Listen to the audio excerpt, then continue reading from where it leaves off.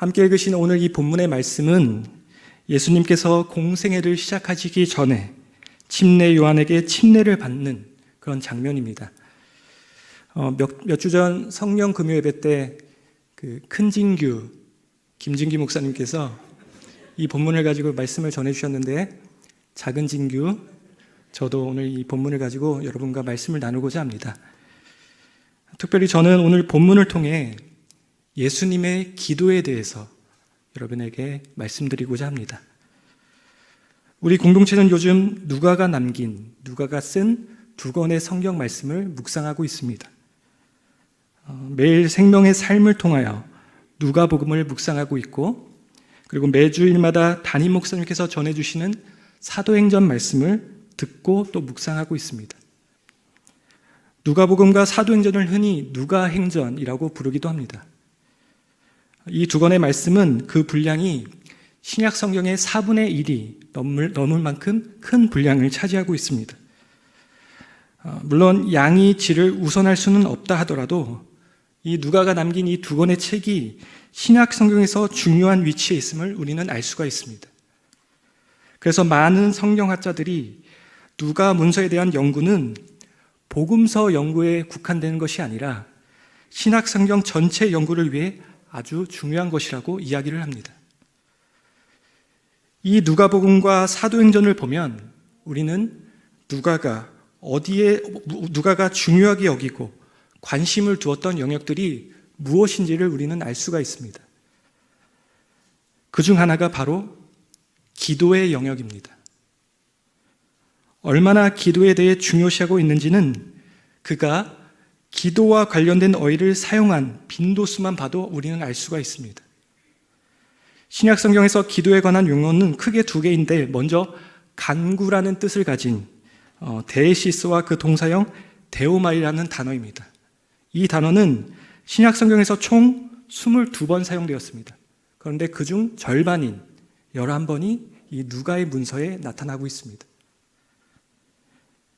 그리고 일반적으로 기도를 가리키는 프로시케와 또 동사형 프로시코마이라는 이 단어는 신약 성경에서 총 90번 사용되었습니다.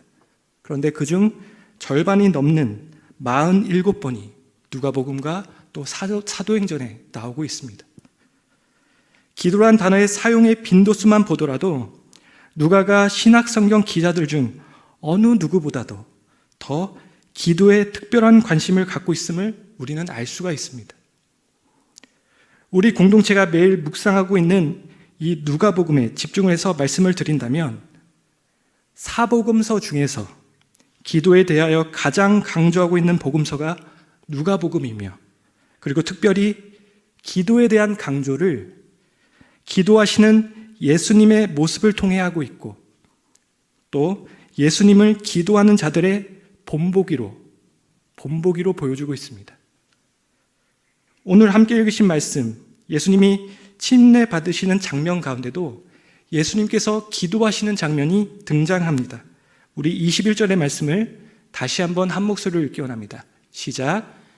백성이 다 침례를 받을새 예수도 침례를 받으시고 기도하실 때에 하늘이 열리며. 예수님께서 침례를 받으시는 이 장면은 누가복음뿐만 아니라 마태, 마가복음에도 나오고 있습니다. 세 복음서 모두 예수님께서 침례를 받으실 때 하늘이 열렸다고 말하고 있는데, 마태와 마가는 예수님이 침례를 받으시고 올라오실 때 하늘이 열렸다 기록하고 있습니다. 그런데 누가는 예수님이 침례를 받으시고 기도하실 때 하늘이 열린 것으로 기록하고 있습니다. 즉 누가는 기도와 하늘의 열림이 직접적으로 연관된 사건임을 말하고 있는 것입니다. 여기 21절에 열리다, 열리며라는 단어는 아노이고라는 단어인데, 누가복음에서 이 단어는 특별히 때와 관련이 있습니다. 무엇인가를 했을 때 열린다는 것입니다. 무엇인가를 했을 때 열린다. 누가복음 1장 64절을 보면 말을 못하게 된 사가랴가 서판에 아이의 이름을 요한이라고 썼을 때 그의 눈이 열렸다 말하고 있습니다. 그리고 11장 9절을 보면 구하면 주실 것이요 찾으면 찾아낼 것이고 문을 두드리면 열릴 것이다 말합니다. 문을 두들릴 때 열린다 말씀하십니다. 사랑하는 성도님 여러분, 우리가 기도할 때 하늘의 역사가 우리 가운데 임할 줄 믿습니다. 그렇다면 우리가 기도할 때 어떠한 주님의 역사가, 어떠한 하늘의 역사가 우리 가운데 일어나게 될까요? 첫 번째, 우리가 기도할 때 하늘의 문이 열리는 역사가 일어납니다. 우리 21절 말씀 다시 한번 읽기 원합니다. 21절입니다. 시작. 백성이 다 침례를 받을새 예수도 침례를 받으시고 기도하실 때에 하늘이 열리며. 예수님께서 침례를 받으시고 기도할 때 제일 먼저 일어났던 현상은 하늘이 열린 것입니다. 하늘이 열린다는 표현은 여러 가지 의미를 담을 수가 있습니다. 제일 먼저 하늘이 열린다는 것은 하나님께서 우리와의 만남을 위해 자신을 계시하신다는 것입니다. 하나님께서는 말라기 선지자 이후에 약 400년 동안 그의 백성들에게 계시하지 않으셨습니다. 단절되었던 하나님의 계시가 예수님께서 침례 받으시고 기도하셨을 때 하늘이 열리며 이루어진 것입니다. 단절되었던 하나님과의 만남의 자리가 열려진 것입니다. 육을 입고 계신 아들 예수 그리스도께서는 이제 맡겨진 사명을 위해 공생애를 시작하기 전 하늘이 열린 그 자리에서 먼저 성부 하나님 그리고 성령님과 더불어 교제하셨던 것입니다. 사랑하는 여러분, 우리가 기도할 때 하늘의 문이 열리어 우리의 주인 되신 삼위일체 하나님과의 친밀한 교제를 이룰 줄 믿습니다. 아버지 하나님을 만나게 되고 아들 예수 그리스도를 만나게 되고 성령님과 만나게 되는 이런 동시적인 사건이 우리 가운데 일어나게 되는 것입니다. 그러기 위해서는, 그 교제를 하기 위해서는 우리는 기도해야 할 것입니다. 기도할 때 하늘이 열리고 삼위일체 하나님과의 교제의 자리로 들어가게 되는 것입니다. 우리의 기도 가운데 가장 중요한 것은 기도하는 그 자리에서 삼위일체 하나님을 만나는 것입니다. 삼위일체 하나님을 내 기도하는 자리로 모시어 그곳 가운데서 친밀한 교제를 이루는 것입니다. 사랑하는 성도님들의 기도하는 모든 자리가 하늘의 문이 열리어 주님과의 친밀한 교제를 이루는 귀한 은혜의 자리가 되기를 주님의 이름으로 축복합니다. 그리고 하늘이 열린다는 것은 하나님의 나라가 임한다는 것입니다. 누가복음에는 예수님의 이 침례 사건 이후에도 예수님께서 기도하시는 장면들을 계속 보여주고 있습니다. 예수님이 기도하시는 모습을 보고 제자들도 기도에 대한 관심이 생겼습니다. 그래서 예수님께 기도를 가르쳐달라 말합니다. 이에 예수님은 기도에 대하여 가르쳐 주시는데요. 누가복음 11장을 보면 예수님은 기도의 중요한 세 가지를 말씀하십니다. 첫 번째, 기도의 내용. 그리고 두 번째가 기도의 방법. 그리고 마지막이 기도의 가장 좋은 결과, 응답에 대해서 말씀하십니다. 이 세 가지를 말씀하시는데요. 여기서 기도의 내용은, 첫 번째 이 기도의 내용은 우리가 잘 알고 있는 주기도문입니다. 너희도 이렇게 기도하라고 말씀하시면서 알려주신 것이 주기도문입니다. 예수님은 우리가 알고 있는 주기도문의 내용으로 늘 기도하셨을 것입니다. 그리고 그 기도는 예수님께서 침례를 받으시고 이제는 정말 하나님의 아들로서 메시아로서 사역을 시작할 때도 그 자리에서도 이 기도를 하셨을 것입니다. 주기도문의 핵심이 무엇입니까? 주님의 나라가, 하나님의 나라가 이 땅에 임하는 것입니다. 하늘에 계신 우리 아버지여, 이름이 거룩히 여김을 받으시오며 나라가 임하시오며 뜻이 하늘에서 이루어진 것 같이 땅에서도 이루어지니이다. 하나님 나라가 임하는 것, 하나님 나라의 핵심이 무엇입니까? 하나님께서 통치하시는 것입니다. 그런 하나님의 뜻이 하늘에서 이루어진 것 같이 땅에서도 이루어지기를 원하는 예수님의 기도를 하나님 아버지는 들으시고 하늘의 문을 열어주신 것입니다. 사랑하는 성도님 여러분, 우리가 하나님께 기도할 때 우리 가운데 하늘이 열리고 하나님의 통치가 임하게 될 줄 믿습니다. 또한 하나님께서 삶을 통치하시기에, 우리의 삶을 통치하시기에 이 땅에서의 우리의 삶 가운데 필요한 문들이 다 열리는 은혜가 더불어 임하게 될 것입니다. 그 하늘의 은혜를 풍성히 누리시는 귀한 성도님들 되시기를 주님의 이름으로 축복합니다. 두 번째로, 우리가 기도할 때 어떠한 하늘의 역사가 우리 가운데 일어나게 될까요?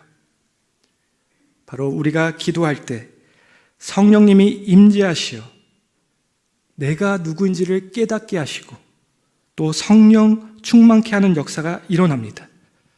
우리 21절과 22절 말씀 다시 한번 한 목소리로 읽겠습니다. 시작. 백성이 다 침례를 받을새 예수도 침례를 받으시고 기도하실 때에 하늘이 열리며 성령이 비둘기 같은 형체로 그의 위에 강림하시더니 하늘로부터 소리가 나기를 너는 내 사랑하는 아들이라 내가 너를 기뻐하노라 하시니라. 예수님이 침례를 받으시고 기도하실 때 하늘이 열리고 성령이 비둘기같이 예수님께 내려오셨습니다. 하늘이 열리고 성령의 기름 부으심이 예수님께 임하게 된 것입니다. 그런데 이때 예수님은 자신의 정체성을 다시 한번 깨닫게 되십니다. 정체성. 너는 내 사랑하는 아들이다. 내가 너를 기뻐한다. 빌립보서 2장을 보면 예수님은 하나님과 동등된 존재셨지만 자기 자신을 비우시고 종의 형체를 입고 이 땅에 오셨습니다. 그리고 죽기까지 순종하셨다 말합니다. 그리고 하나님께서는 그를 높이 들어 영광을 받게 하셨다 말씀합니다. 그런데 예수님께서는 당신이 종의 형체를 취했지만 하나님께서는 예수님이 종이 아니었습니다. 예수님은 하나님에게 있어서 사랑하는 아들이었습니다. 단 한 번도 예수님은 하나님께 종이 아니었고 아들이었습니다. 그 하나님의 아들로서의 정체성을 예수님은 침례를 받으시고 기도하실 때 성령님의 임재를 통하여 다시 한번 깨달으신 것입니다. 사랑하는 여러분, 성령님이 우리에게 임하시면 제일 먼저 하나님께서 우리의 영을 깨우십니다. 우리의 영을 깨우셔서 우리가 누구인지를, 내가 누구인지를 알려주십니다. 사람은 영과 혼과 육으로 존재하는데 우리의 진정한 정체성은 영 속에 있는 것입니다. 성령의 임재와 기름 부으심으로 우리의 영이 되살아나면 그제서야 내가 누구인지를 제대로 알게 되는 것입니다. 우리의 영이 깨어나면서 내 자신이 진짜 누구인가를 깨닫게 되는 것입니다. 바로 죄인이 아닌 하나님의 사랑받는 아들과 딸의 정체성을 깨닫게 되는 것입니다. 우리가 기도할 때, 기도할 때마다 우리는 성령님의 도우심으로 내가 누구인지를 다시금 깨달을 수 있습니다. 내가 얼마나 하나님께서 기뻐하시는 존재인가를 듣게 되는 것입니다. 내가 너를 사랑한다. 내가 너를 기뻐한다. 너는 내 아들이다. 너는 내 딸이다. 우리 모두는 기도를 통하여 내가 누구인지를 늘 기억해야 합니다. 왜 그럴까요? 너무나 당연한 이야기이겠지만 그것은 우리가 하나님의 사랑받는 아들, 딸이라는 것을 너무나 자주 잊어버리기 때문입니다. 또한 하나님의 그 사랑을 오해할 때가 많기 때문입니다. 어떠한 오해일까요? 지금 내 모습이 죄송합니다. 이따군데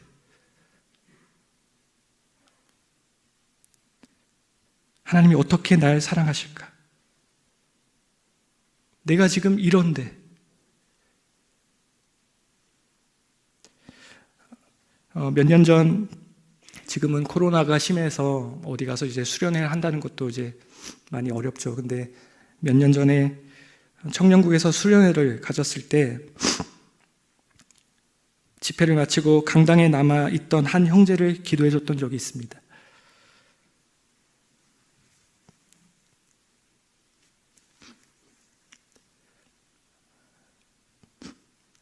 평소에 너무나 밝고 건강해 보이는 청년이었습니다.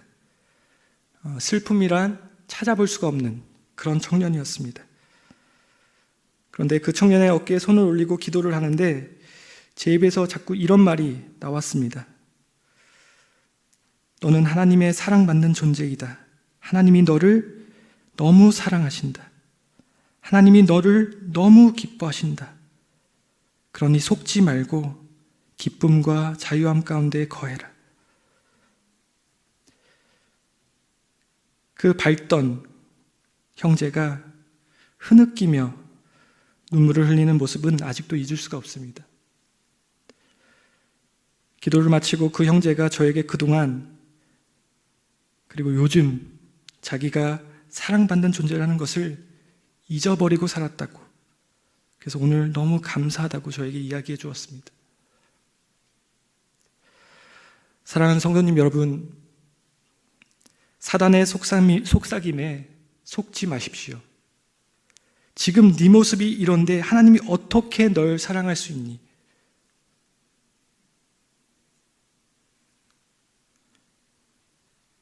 그 속삭임에 넘어가지 마십시오. 우리 모습이, 우리 상황이 공고함 가운데 처해 있을지라도 하나님은 여전히 우리를 사랑하십니다. 이 사실을 붙잡으시기 바랍니다. 그리고 이 사실을 믿도록 도와주시는 성령님을 의지하시기 바랍니다. 우리 로마서 8장 16절을 한 목소리로 읽겠습니다. 시작. 성령이 친히 우리의 영과 더불어 우리가 하나님의 자녀인 것을 증언하시나니. 성령님께서 우리가 하나님의 자녀라는 것을 증명해 주시고 우리 가운데 그러한 확신을 주신다 말씀하십니다. 그런데 성령님의 이 도우심을 위해서 우리는 무엇을 해야 할까요? 기도해야 합니다. 기도해야 합니다. 우리가 기도할 때 성령님이 우리와 함께 하시어 우리가 하나님의 자녀인 것을 알려주시고 증언해 주실 것입니다.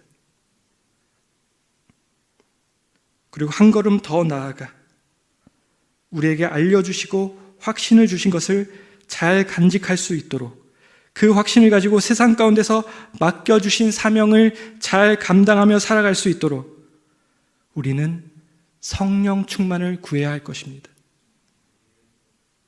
어떠한 상황 가운데서도 그 하늘의 정체성을 잃어버리지 않도록 성령 충만을 우리는 구해야 합니다. 오늘 예수님의 침례 사건 이후에 예수님의 족보에 대한 내용이 나오고, 그리고 4장을 보시면 예수님이 마귀에게 시험을 당하시는 장면이 나옵니다. 공생애로서의 첫 시작을 마귀에게 40일 동안 시험을 받으시는 것으로 시작을 하는데 4장 1절은 이렇게 시작합니다.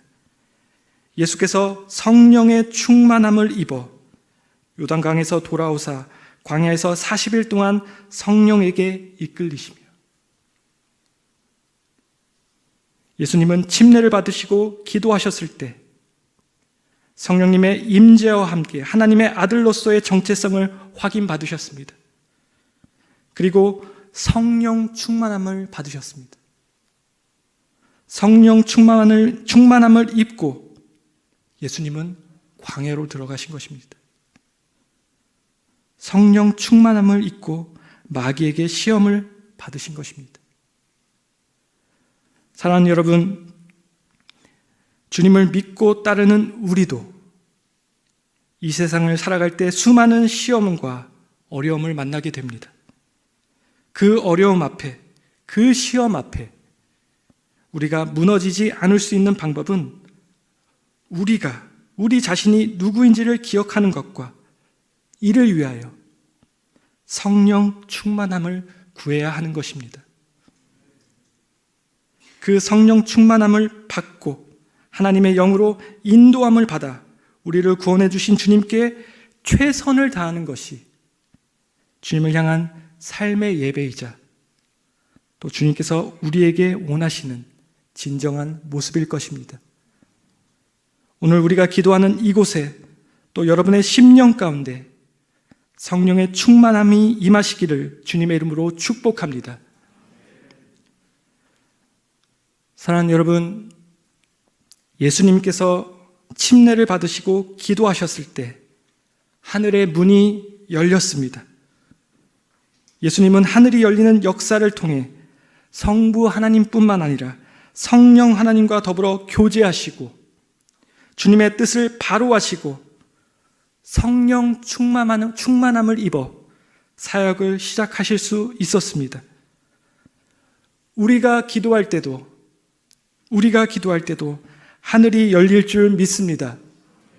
우리가 기도하면 하늘이 열리고 우리의 주인 되신 삼위일체 하나님과의 친밀한 교제를 이룰 줄 믿습니다. 기도를 통해 하나님을 만나고 아들 예수 그리스도를 만나게 되고 성령님을 만날 수 있습니다. 또한 우리를 향한 하나님의 뜻이 나의 삶 가운데 드러나고 이루어지는 역사가 일어나게 될 것입니다. 그리고 우리는 기도를 통해 성령님의 임재를 경험할 수 있고 그리고 성령 충만할 수 있습니다. 바라기는 이 시간 함께 하시는 모든 분들이 성령의 충만하심 가운데 하나님과 깊은 교제를 나누는 복된 성도님들 되시기를 주님의 이름으로 축복합니다.